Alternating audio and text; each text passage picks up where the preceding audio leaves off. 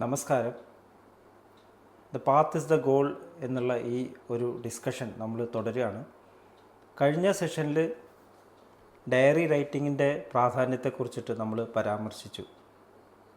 നമ്മുടെ യഥാർത്ഥത്തിലുള്ള unified personality ജീവിതത്തിലേക്ക് നമുക്ക് മാനിഫെസ്റ്റ് ചെയ്യാൻ സാധിക്കുകയാണെങ്കിൽ നമ്മുടെ ലക്ഷ്യമെന്ന് കരുതുന്ന ശാന്തിയും സമാധാനവും സന്തോഷവുമെല്ലാം നമ്മുടെ ജീവിതത്തിൻ്റെ ഭാഗമാക്കി മാറ്റാം. നമ്മൾ അതിനുവേണ്ടി ശ്രമിക്കേണ്ട ആവശ്യമില്ല. നമ്മൾ അതിൽ നിന്നുകൊണ്ട് തന്നെ പ്രവർത്തിക്കാൻ സാധിക്കും. ഈ ഒരു കാര്യത്തെക്കുറിച്ചിട്ടാണ് നമ്മൾ ഡിസ്കഷൻ ചെയ്തുകൊണ്ടിരിക്കുന്നത്. അപ്പോൾ നമ്മുടെ ഉള്ളിൽ ആ യൂണിഫൈഡ് പേഴ്സണാലിറ്റി ഉണ്ട്.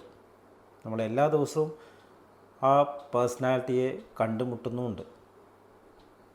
സുഷുപ്തി അവസ്ഥയിൽ, ഡീപ്പ് സ്ലീപ്പിൽ നമ്മൾ അറിയാതെ ആ യൂണിഫൈഡ് പേഴ്സണാലിറ്റിയിൽ എത്തിച്ചേരുന്നു. അതുകൊണ്ടാണ് നമുക്ക് അത്രയും സമാധാനവും സന്തോഷവും ശാന്തിയുമെല്ലാം വേറൊരു അവസരത്തിലും ലഭിക്കില്ല.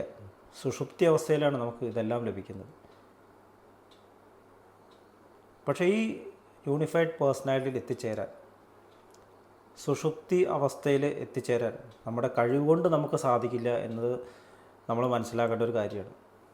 നമ്മുടെ ജീവിതം എന്ന് പറയുന്ന ഈ ജാഗ്രത അവസ്ഥയിൽ, നമ്മൾ ജീവിതം എന്ന് പറയുമ്പോൾ ഉണരുന്നത് തൊട്ടിട്ട് ഉറങ്ങുന്നത് വരെയുള്ള കാലയളവ് മാത്രമാണ്. ആ സമയത്തുള്ള നമ്മുടെ കഴിവ് കൊണ്ടൊന്നും നമുക്ക് സുഷുപ്തി അവസ്ഥയിൽ എത്തിച്ചേരാൻ സാധിക്കില്ല എന്നുള്ളതൊരു സത്യമാണ്. ഇവിടെ ചിലപ്പോൾ നമ്മൾ വലിയ പൊസിഷനിലിരിക്കുന്ന ആളായിരിക്കാം, വലിയ അറിവുള്ള ആളായിരിക്കാം, ഒരുപാട് കഴിവുകളുള്ള ആളായിരിക്കാം. പക്ഷെ അതൊന്നും നമ്മളെ സുഷുപ്തി അവസ്ഥയിലേക്ക് എത്തിക്കില്ല. നേരെ മറിച്ച് ഒരുപാട് കഴിവുകളുള്ള, ഒരുപാട് ശക്തികളുള്ള, നോളജുള്ള ആൾക്കാർക്ക് പലപ്പോഴും ഉറക്കം കിട്ടാറില്ല. ഈ ലോകം നേരിടുന്ന ഒരു പ്രധാന പ്രശ്നം ഉറക്കം ഇല്ലാത്ത ഈ ഒരു സിറ്റുവേഷനാണ്, ഇൻസോംനിയ. അപ്പോൾ അതിനുവേണ്ടി പലരും ടാബ്ലറ്റ്സ് കഴിക്കുന്നു. പക്ഷേ ടാബ്ലറ്റ്സ് കഴിക്കുമ്പോൾ മനസ്സിൻ്റെ പ്രവർത്തനത്തിൻ്റെ ഇൻസ്ട്രുമെൻ്റായിട്ടുള്ള ഈ ശരീരത്തിനെ താൽക്കാലികമായിട്ടൊന്ന് തളർത്തുക എന്ന് മാത്രമേ ഉള്ളൂ. അല്ലാതെ യൂണിഫൈഡ് പേഴ്സണാലിറ്റിയിൽ എത്തിച്ചേരുന്നില്ല. നമ്മുടെ സൊല്യൂഷൻ നമുക്ക് കിട്ടുന്നില്ല.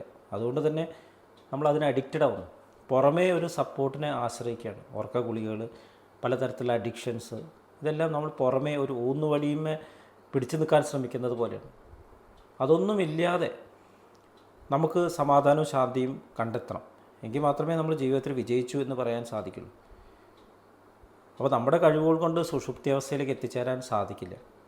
അതുപോലെ തന്നെ ആ സുഷുപ്തി അവസ്ഥയിലിരിക്കുന്ന കഴിവ്, ശാന്തതയും സമാധാനവും, ആ പീസ്, അത് നമ്മുടെ ജാഗ്രത അവസ്ഥയിൽ നമുക്ക് കൊണ്ടുവരാൻ സാധിക്കില്ല. നമുക്ക് എന്ത് ശ്രമിച്ചാലും അത് കൊണ്ടുവരാൻ സാധിക്കില്ല.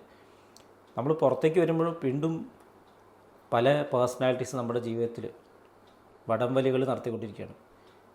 അപ്പോൾ നമ്മുടെ ഉണർന്നിരിക്കുന്ന ഈ ജീവിതം എന്ന് പറയുന്ന ഈ ഒരു പീരിയഡിൽ നമ്മൾ ടൈം സ്പെൻഡ് ചെയ്യുന്നത് ഈ പേഴ്സണാലിറ്റീസിനെ ഏകീകരിച്ച് വെക്കാൻ വേണ്ടിയിട്ടാണ്. നമ്മളവിടെ വിൽ പവർ ഉപയോഗിക്കുന്നു, പേഴ്സണാലിറ്റീസിൻ്റെ തമ്മിൽ ക്ലാഷ് വരാതിരിക്കാൻ വേണ്ടിയിട്ട്. അത് നമുക്ക് സ്ട്രെസ് ഉണ്ടാകും. ഇതിനാണ് മെൻ്റൽ സ്ട്രെസ് എന്ന് പറയുന്നത്. നമ്മുടെ ഉള്ളിൽ ഉണ്ടാകുന്ന ഈ വടംവലികൾ, എന്താണ് മാനിഫെസ്റ്റ് ചെയ്യേണ്ടത്, ഏത് പേഴ്സണാലിറ്റിയാണ് ഞാൻ ഈ സന്ദർഭത്തിൽ കാണിക്കേണ്ടത് എന്നുള്ളത് പലപ്പോഴും നമുക്ക് കൺഫ്യൂഷനാണ്. അറിയാതെ നമ്മളിൽ അടിച്ചമർത്തി വെച്ചിട്ടുള്ള ഏതെങ്കിലും ഒരു സ്വഭാവം പെട്ടെന്ന് മാനിഫെസ്റ്റ് ആവുന്നു. നമുക്കത് പറയണമെന്നുണ്ടാവില്ല, ചെയ്യണമെന്നുണ്ടാവില്ല, പക്ഷെ അറിയാതെ വരുന്നു. അപ്പോൾ വിൽ പവർ കൊണ്ട് നമുക്ക് ടെമ്പററി ആയിട്ട് പിടിച്ചു വയ്ക്കാൻ സാധിക്കും. പക്ഷെ അത് വളരെ സ്ട്രെസ്ഫുള്ളാണ്. പറഞ്ഞാൽ കേൾക്കാത്ത കുറേ കുതിരകളെ കടിഞ്ഞാണ് കൊണ്ട് പിടിച്ചു വലിക്കാൻ ശ്രമിക്കുന്നത് പോലെ, കെട്ടിപ്പൂട്ടി വയ്ക്കാൻ ശ്രമിക്കുന്നത് പോലെ. അപ്പോൾ പുറമേയുള്ള ശ്രമങ്ങൾ, സമാധാനത്തിലുള്ള ശ്രമങ്ങൾ, അഡ്വൈസസ്, ഇതൊന്നും ഫലിക്കാതെയുള്ള ഇരിക്കാനുള്ള കാരണം നമ്മൾ സൊല്യൂഷൻ തേടുന്നത് തെറ്റായിട്ടുള്ള ഒരു രീതിയിലാണ് എന്നതുകൊണ്ടാണ്. ജാഗ്രത അവസ്ഥയിലുള്ള ഈ പ്രവർത്തനം കൊണ്ട് നമുക്ക് ആഴത്തിലുള്ള ആ യൂണിഫൈഡ് പേഴ്സണാലിറ്റിയിൽ എത്തിച്ചേരാൻ സാധിക്കില്ല. അപ്പോൾ നമ്മൾ അവെയർ ആവണം. അതുകൊണ്ട് ഡയറി റൈറ്റിങ്ങിൽ നമ്മൾ ചെയ്യേണ്ടത്, നമ്മൾ അവെയർ ആവണം. നമ്മൾ റെക്കോർഡ് ചെയ്തുകൊണ്ടിരിക്കുമ്പോൾ അറിയാതെ നമ്മൾ നമ്മുടെ പേഴ്സണാലിറ്റീസിനെ പറ്റിയിട്ടാണ് പരാമർശിക്കുന്നത്. അത് നമ്മൾ റിവൈസ് ചെയ്യുമ്പോൾ നമ്മൾ മനസ്സിലാവുന്നു, വേണ്ടാത്ത കാര്യമാണ് ചെയ്തത്, അല്ലെങ്കിൽ കൂടുതൽ ഞാൻ എക്സാജറേറ്റ് ചെയ്തു. അപ്പോൾ നമ്മുടെ ജീവിതത്തിൽ ഈ പുള്ളിയുന്ന കാര്യങ്ങൾ നമ്മളെ രണ്ട് തരത്തിലാണ് പുള്ളിയുന്നത്. ഒന്ന് നമ്മളെ ആകർഷിക്കുന്ന കാര്യങ്ങൾ, അട്രാക്റ്റ് ചെയ്യുന്ന കാര്യങ്ങൾ, ഒന്ന് നമ്മളെ റിപ്പൽ ചെയ്യുന്ന കാര്യങ്ങൾ. അപ്പോൾ നമുക്ക് ആകർഷിക്കുന്ന കാര്യങ്ങൾ വേണം, കൂടുതൽ വേണം. റിപ്പൽ ചെയ്യുന്ന കാര്യങ്ങളെ അവോയ്ഡ് ചെയ്യണം. ഇതാണ് നമ്മൾ ജീവിതത്തിൽ കൊണ്ടു നടക്കുന്ന ശക്തി. ഇതാണ് ആഗ്രഹങ്ങൾ എന്ന് പറയുന്നത്. ആവശ്യമില്ലാതെ തോന്നുന്ന കാര്യങ്ങളെ അവോയ്ഡ് ചെയ്യുക, കൂടുതൽ നല്ലതെന്ന് നമുക്ക് തോന്നുന്ന കാര്യങ്ങളെ കൂട്ടി വയ്ക്കാൻ ശ്രമിക്കുക.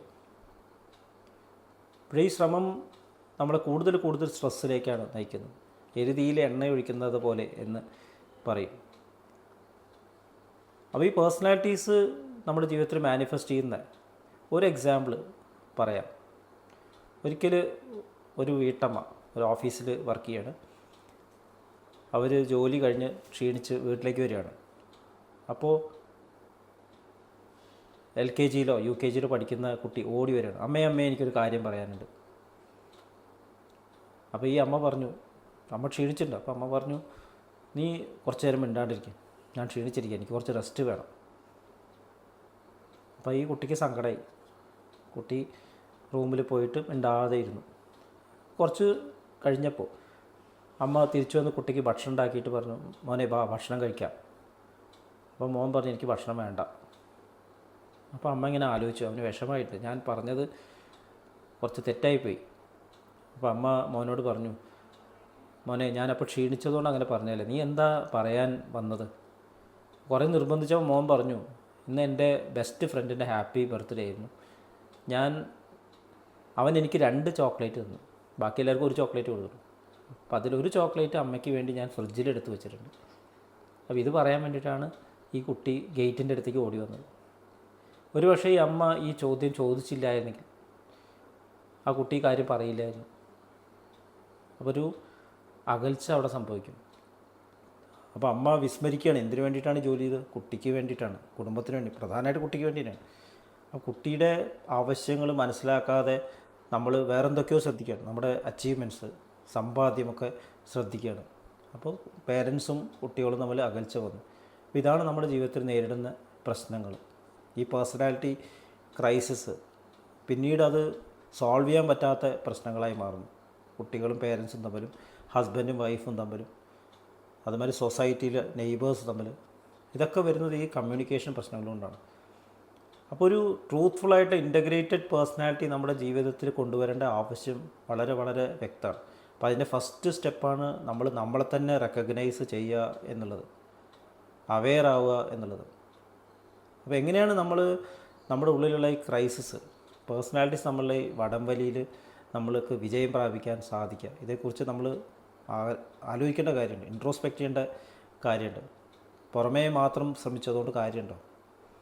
നമ്മൾ എഡ്യൂക്കേഷനിൽ സ്കൂളിൽ പോകുന്നു, നമ്മൾ ഒരുപാട് പഠിക്കുന്നു, നല്ല വിദ്യാഭ്യാസം നേടുന്നു, നല്ല ജോലി നേടുന്നു, സമ്പാദിക്കുന്നു. പക്ഷെ അതൊന്നും നമ്മളിൽ മാറ്റങ്ങൾ കൊണ്ടുവരുന്നില്ല. നമ്മുടെ ഉള്ളിൽ ഒരു യൂണിഫിക്കേഷൻ സംഭവിക്കുന്നില്ല. അശോക ചക്രവർത്തി നേരിട്ട പ്രശ്നം, അർജുനൻ നേരിട്ട പ്രശ്നം, സിദ്ധാർത്ഥൻ നേരിട്ട പ്രശ്നം, ആ സൊല്യൂഷൻ നമ്മുടെ ജീവിതത്തിലൊരു പെർഫെക്റ്റ് ആയിട്ടുള്ളൊരു ശാന്തി പുറമേ നിന്ന് മാത്രം ലഭിക്കില്ല എന്നുള്ളൊരു സത്യം നമ്മൾ തിരിച്ചറിയേണ്ട ആവശ്യമുണ്ട്. അപ്പോൾ അതെങ്ങനെയാണ് സാധിക്കുക എന്നുള്ളതിനെക്കുറിച്ചിട്ടാണ് നമ്മൾ ഇനി ഡിസ്കസ് ചെയ്യാൻ പോകുന്നത്. അപ്പോൾ അടുത്ത സെഷൻ വരേക്കും വിട വാങ്ങുന്നു. നന്ദി, നമസ്കാരം.